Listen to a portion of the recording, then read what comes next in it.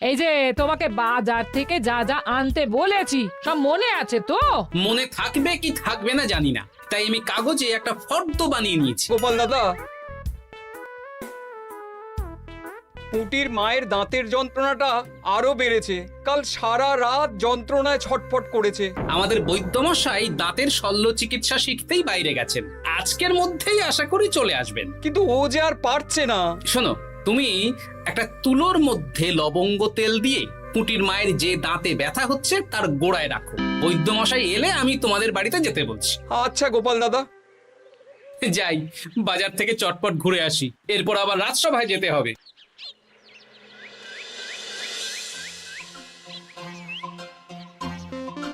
উফ, কি গরম রে বাবা, ছাতা নিয়ে বেরোলে ভালো হতো। এই তো সামনে আখের রস বিক্রি হচ্ছে, একটু আখের রস খাই, শরীরটা বেশ চাঙ্গা লাগবে। ভাই, আখের রস কত করে দিচ্ছ? 1 ভাঁড় 10 আনা গোপাল দাদা। দাও দেখি 1 ভাঁড়।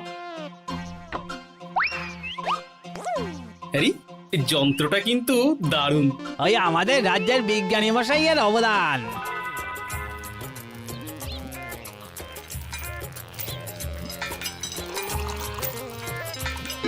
এই নাও গোপাল দাদা।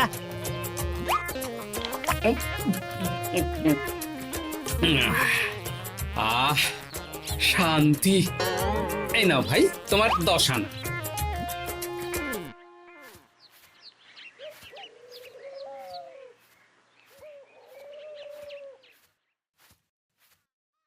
কি রাজবৈদ্য, এই ফিরছ নাকি? হ্যাঁ, এতদিন আমি দাঁতের চিকিৎসার ব্যাপারে তেমন কিছুই জানতাম না, এবার সব শিখে এসেছি। ভালোই করেছো, তুমি একেবারে প্রথম রোগীকে দেখে তারপর রাজসভায় এসো। প্রথম রোগী? পুটির মা গো, কালকে সারা রাত যন্ত্রণায় ঘুমোতে পারেনি। আরে আর বলো না, কদিন আগেই পুঁটির মাকে নিয়ে পুঁটির বাবা আমাদের বাড়িতে এসেছিল। দেখলাম ওই বাড়ির দাঁতে বিস্তর সমস্যা। সেই জন্যে দাঁতের শল্য চিকিৎসা শিখতে চলে গেলে? ঠিক তাই, আমি ব্যথা কমার পথ্য দিয়ে এসেছিলাম। দেখি এবার দাঁতটা তুলেই দিতে হবে। তাহলে তুমিও পুটিদের বাড়িতে যাও, আমি বাড়িতে থলে রেখে আসছি। আজ না হয় দুজনে একটু দেরি করেই রাজসভায় যাব। বেশ বেশ।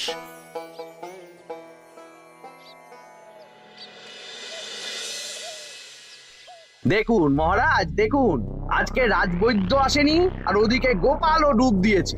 এই আনন্দে আমাদেরও ছুটি দিয়ে দিন মহারাজ। কি আনন্দে? এই গরমে বাড়ি বসে একটু আমপানার শরবত খাবো আর ঘুমবো। রাজ্যের সেনাপতি যদি বিশ্রামের কথা বলি, তাহলে আমার আর কিছুই বলার নেই।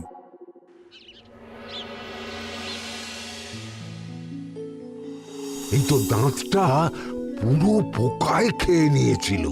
এখন দুদিন কোনো কথা বলা যাবে না, শুধু জল বা তরল জাতীয় খাবার খাবে।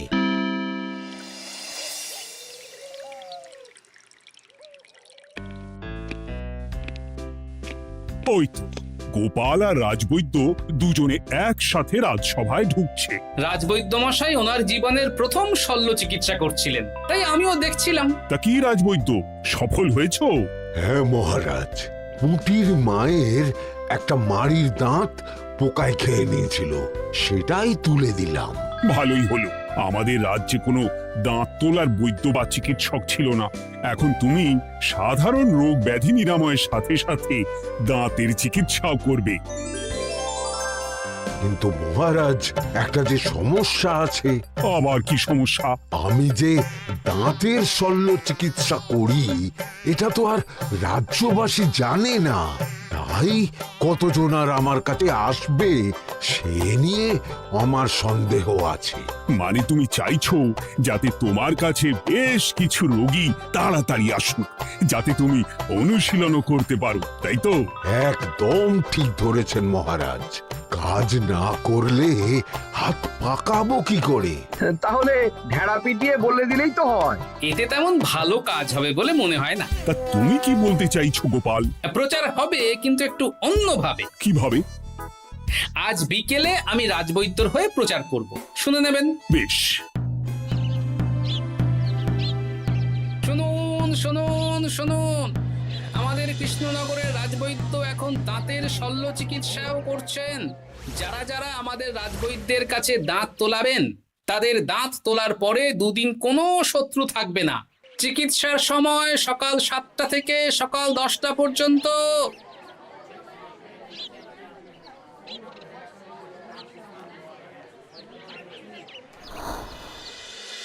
এসব তুমি কি উল্টো পাল্টা কথা বলছো গোপাল? উল্টো পাল্টা না, আপনি দেখুন না আপনার বাড়িতে লোকজন আসে কি না। আর কেউ যদি জিজ্ঞাসা করে যে এই রকম প্রচারের কারণটা কি, তাহলে বলবেন রাজসভায় আমার সাথে কথা বলতে আমি বুঝিয়ে দেব। বেশ।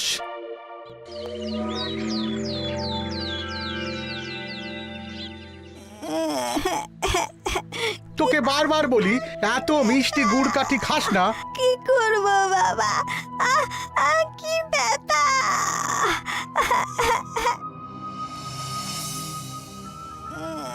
বাড়ি আছেন নাকি বৈদ্য মশাই? হ্যাঁ, আছি আছি।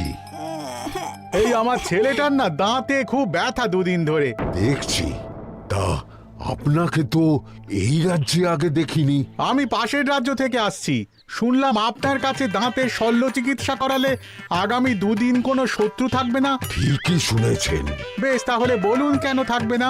আগে চিকিৎসাটা করি, তারপর বলছি।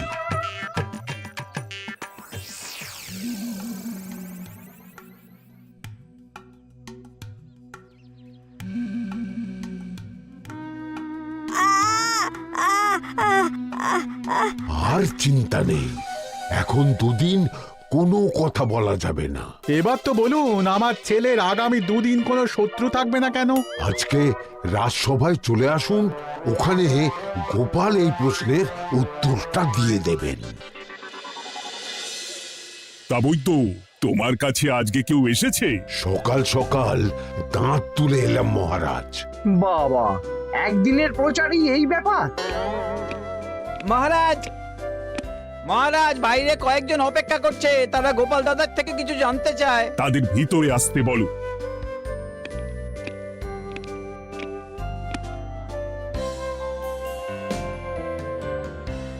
আজ আমার ছেলে বৈদ্য মশাইয়ের কাছে একটা দাঁত তুলিয়েছে। আমি জানতে চাই প্রচার অনুযায়ী আমার ছেলের নাকি আগামী দুদিন কোনো শত্রু থাকবে না, সেটা কেন বলা হয়েছে?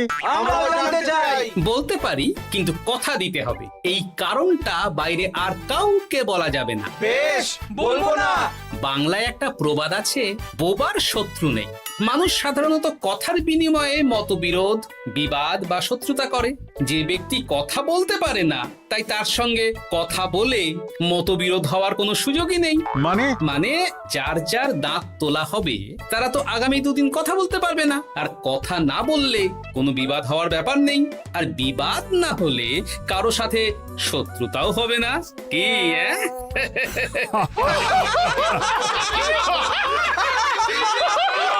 এই জন্যই তুমি হাসির রাজা গোপাল ভাঁড়।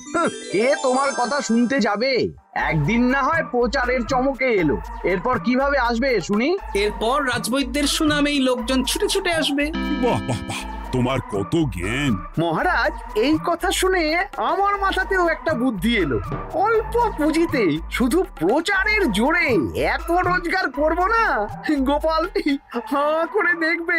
নিশ্চয়ই কোনো লোক ঠকানোর কথা ভাবছেন। মোটেই না। আচ্ছা, আগামী 3 দিন ব্যাপী মেলা হবে, সেখানেই তোমরা দুজনে তাহলে ব্যবসা করো। বেশ, করব। যে সবচেয়ে বেশি রোজগার করবে তাকে আমি 50 মোহর পুরস্কার দেব। রাজি। মেলার শেষে আমার প্রশংসায় পঞ্চমুখ হবেন সবাই, দেখে নেবেন।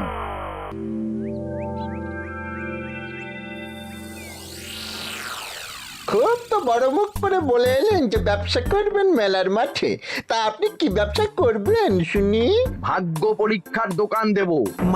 মানে আমি বিভিন্ন মেলায় দেখেছি যে একটা দোকানে নিচের দিকে হেলানো অবস্থায় একটা পাতলা কাঠের পাটাতন থাকে। সেই পাটাতনের উপরে 1 থেকে 6 অবধি সংখ্যা লেখা থাকে, তাই তো? হ্যাঁ, যারা মেলায় ভাগ্য পরীক্ষা করতে আসবে তাদের ফাঁপা লোহার 6টা বল দেয়া হবে। যদি ওই 6টা বলই নম্বর লেখা খোপের মধ্যে ঢোকাতে পারে তাহলে প্রথম পুরস্কার পাবে। আমিও ওটারই দোকান দেব, কিন্তু শুধুমাত্র একটাই পুরস্কার থাকবে। 6টা বল 6 নম্বর খোপের মধ্যে ফেলে কেউ যদি 36 করতে পারে তাহলে সে পাবে 100 মোহর উপহার। আরে খেলার জন্য কত মোহর লাগবে? 1 মোহর। আপনি কিন্তু জেনে বুঝে বিপদ ডেকে আনছেন। একজন কেউ ফেলে দিলেই আপনার হাত থেকে 100 মোহর ফসকে যাবে। আরে মেলার ভিড়ে যদি আপনি পুরস্কার না দেন তাহলে জনতার একটা মারও ফসকাবে না। আরে সেই জন্যই তো তোদের পোষা। তোদের মধ্যে যে কোনো একজন ওই কাঠের পাটাতনের নিচে লুকিয়ে থাকবি। যখনই দেখবো কেউ 36 করে ফেলছে আমি গলা ঠাকরাবো আর তোরা কাঠের পাটাতনটা হালকা করে নিচ থেকে নাড়িয়ে দিবি। এটা তো দারুণ বুদ্ধি। কি বলছো গোপাল, তুমি আখের রসের দোকান দেবে? হ্যাঁ, এই গরমে আখের রসের বেশ চাহিদা। তোমার বানানো ওই যন্ত্রের চাকা ঘোরাবো আর আমার ভাগ্যের চাকা ঘুরবে। সে ঠিক আছে, আমার কয়েকটা যন্ত্র বানানোই আছে। তুমি না হয় মেলায় ব্যবহার করো 3 দিন। ব্যাস, আর চিন্তা নেই। এবার শুধু জমিয়ে আখের রস বিক্রি করব, সাথে বিভিন্ন মশলা, বরফ আর পাতিলেবুর রস দেব।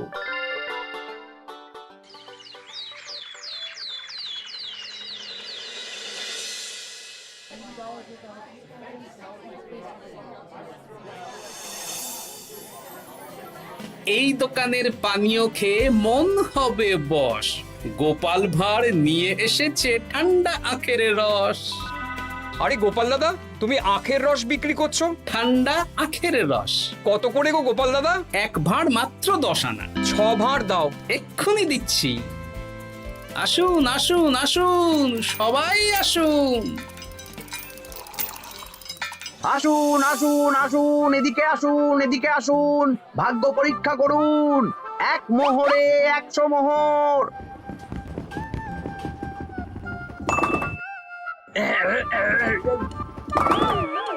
ভাগ্য পরীক্ষা করুন। মন্ত্রী মশাই বলেন কি 1 মোহরে 100? তুমিও ভাগ্য পরীক্ষা করাবে নাকি? একবার বাজিয়ে দেখতে দোষ কি? দাও, আখের রস খেয়ে বরং চলে যাই। এই তো হয়ে এসেছে। এই নাও, ধরো।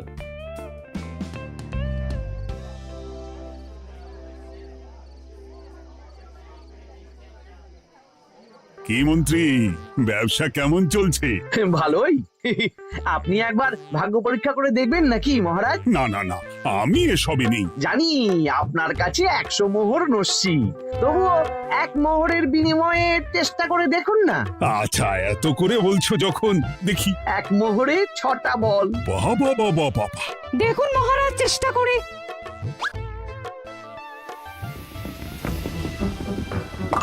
এই তো একটা 6 পড়েছে। আবার চেষ্টা করুন। জয় মা জয় মা।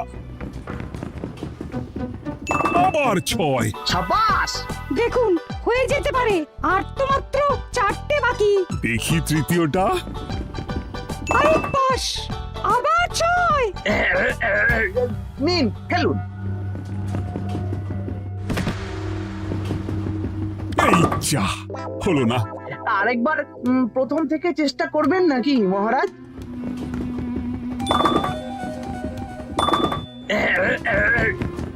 না, এবারেও হলো না। 2 মোহর জলে।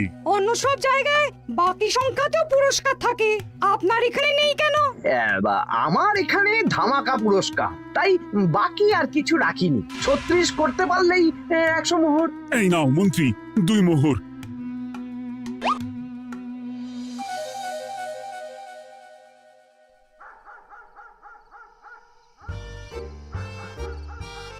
কি মন্ত্রী মশাই, আর তো মেলায় লোকজন নেই, বাড়ি যাবেন না? তুমি যাও না, আমি একটু পরে যাব। বেশ, আমি এগোলাম। গোপাল আর মন্ত্রী, তোমাদের কার কেমন রোজগার হয়েছে একদিনে? মহারাজ, কালকে আমার 7 মোহর 20 আনা রোজগার হয়েছে। আমার 70 মোহর।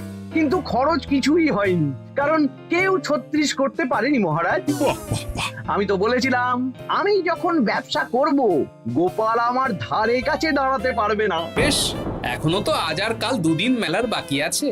দুদিনেও আমার 2 কানা করিও খরচ হবে না, শুধুই রোজগার। গোপাল যতই প্রচার করুক আর যতই ভালো আখের রস বানাক না কেন, আমার ব্যবসাকে টপকাতে পারবে না। ঠিক আছে, আজকে আমি একবার ভাগ্য পরীক্ষা করে দেখবো। আমার দোকানে সুস্বাগতম। নাও সেনাপতি, চেষ্টা করে দেখো। দিন বল। আমিও সেনাপতির খেল দেখতে এলাম। প্রথম বল, এই যে গড়িয়ে গড়িয়ে গড়িয়ে 6 নম্বর, সাব্বাস সেনাপতি। আবার 6, তৃতীয়, চতুর্থ, পঞ্চম, আরেকটা ফেলতে হবে। নাও সেনাপতি। ষষ্ঠ বল, এই যা, হলো না। এটা কি হলো? আবার চেষ্টা করো তো সেনাপতি। হ্যাঁ, 3টে হয়ে গেছে, এবার 4 নম্বর। এই যা, 4 নম্বরে চলে গেল। ধুর চাই। ব্যাপারটা কি? মন্ত্রী মশাই গলা খুসখুস করার পরের বলটাই পরপর 2 বার অন্য ঘরে পড়ল। নিশ্চয়ই কোনো রহস্য আছে। না, আজকে রাতে ব্যাপারটা দেখতে হবে। চলুন মন্ত্রী মশাই, পুরো মাঠ ফাঁকা, একা একা মশা মারবে নাকি? আমি পরে যাব, তুমি যাও তো। বেশ। ব্যাপারটা কি? আমাকে তো নজর রাখতে হচ্ছে। না, একটা গাছের পিছনে লুকিয়ে পড়ি, মন্ত্রী মশাই গেলে ওনার পিছু নেব। দেখুন মন্ত্রীমশাই, পরপর 2 দিন আমি পাটাতনের নিচে ছিলাম। আগামীকাল ঘরটাকে থাকতে বলুন। বেশ, তাই হবে। আর অত জোরে গলা খাঁকড়াবেন না, কেউ যদি সন্দেহ করে ব্যাপারটা বুঝে যায় মুশকিল হয়ে যাবে। আরে কেউ বুঝবে না, অনেক রাত হলো, চল চল চল চল চল। আচ্ছা, এই ব্যাপার। তাই ভাবি 2 দিন ধরে একটাও কেউ পারলো না কেন? কাল আমিও মজা দেখাবো।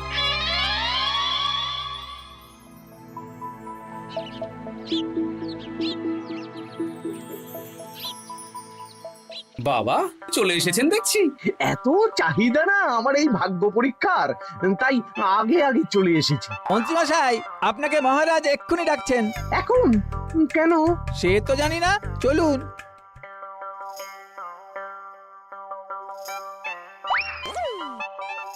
এই বেটা ঘটা, এবার বেরো। এ কি গোপাল দাদা, তুমি? হ্যাঁ আমি। খুব চালাক ভেবেছিস না?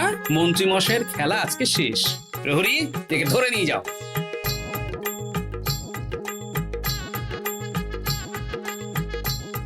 বিজ্ঞানী, তুমি তোমার চুম্বক নিয়ে এসেছো তো? হ্যাঁ, এবার 6 নম্বরের নিচে একটা টান টান করে সমান রেখা টানতে হবে, আগা থেকে গোড়া অবধি। তুমি তো সব সকালে বুঝিয়েই দিয়েছো, দাঁড়াও দাগটা টেনে নি।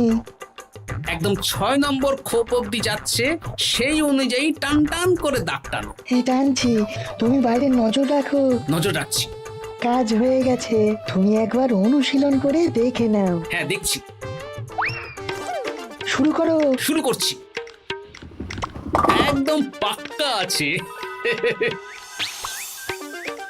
দূর, কেউ ডাকেনি, অকারণে সময় নষ্ট করলো। কতগুলো খদ্দের ফিরে গেছে কে জানে। কি হলো মন্ত্রী মশাই, এত রাগ কিসের? রাগ হবে না, ওরই বেটা আমার সাথে মজা করছিল।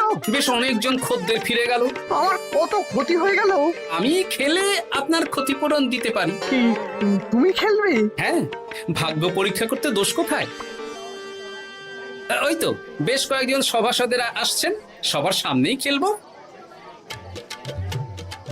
তাহলে শুরু করি।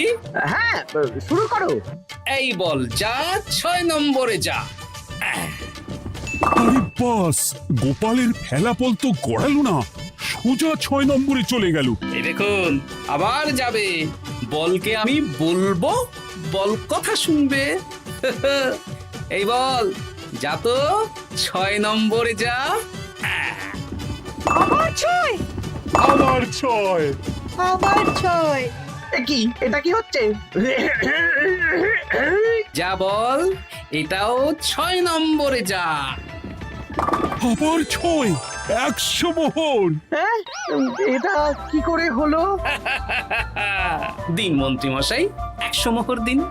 ইয়ে না মানে মন্ত্রী দাও বলছি। আমি আবার খেলবো। 6 আবার 6। আবার 100 মোহর। আর নেই। এই ঘটা আর কি করছিসটা কি? ঘটা নেই মন্ত্রীমশাই, আমি আছি। আর আছে আমার চুম্বক। মানে মানে তোমার কারসাজি ধরা পড়ে গেছে মন্ত্রী।